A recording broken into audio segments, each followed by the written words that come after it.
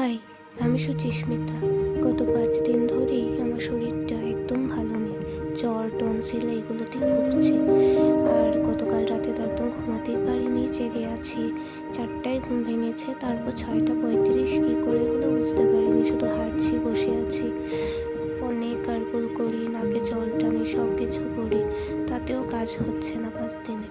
মা বললো সকাল সকাল উঠে যা, ঘুম ভেঙেছে যখন, ফ্রেশ হয়ে জল খেয়ে আমি নিত্যদিন যেগুলো করি সেগুলো করলাম, ভাবও নিলাম, বাইরে হেঁটে এলাম, সব কিছু করলাম। মা অল্প মেঘি দিল, আমি খেতেও পারি না, তাই অল্প যেগুলো মেঘি দেখলে সেগুলো খেয়েছিলাম। এদিকে বেলাও অনেকটা হয়ে গেছে, তাই ভাত তো খেয়েছিলাম অল্প।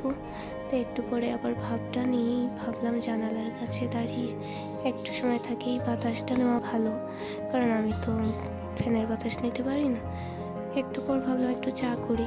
চাটা করেছিলাম পুরনো অনেক দিন আগের স্টক করা মধু দিয়ে, যেটাগুলোর জন্য অনেক আরামদায়ক, অনেক ভালো। পুরনো মধু তো অনেক ভালো, আর এটা দেখতে পাচ্ছ এটা পুরো রিয়েল মধু। তো আমি তেজপাতা আদা দিয়ে চা করলাম, অনেক ভালো গন্ধ এসেছে। এটা খেতে খুব ভালো হয়েছে। চিনি ছাড়া খেয়েছি, কারণ টনসিলে চিনি খেলে খুব খারাপ হয় তাই। আর আমি স্টিলের গ্লাসে চা খেতে ভালোবাসি, তো এটাতেই নিলাম।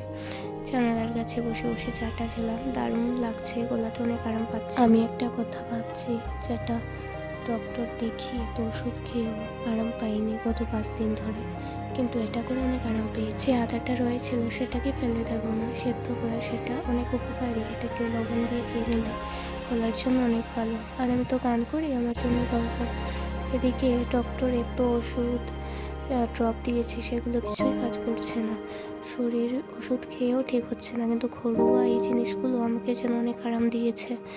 কি করব, কিছু খেতে পারি না, তাই অনেকক্ষণ হাঁটাহাঁটি করে চলে এলাম একটু পেয়ারা কাটতে। এটা হচ্ছে আমাদের গাছের পেয়ারা, অনেক ভালো, দেখতে পাচ্ছি অনেক পাকা, খেতে অনেক ভালো।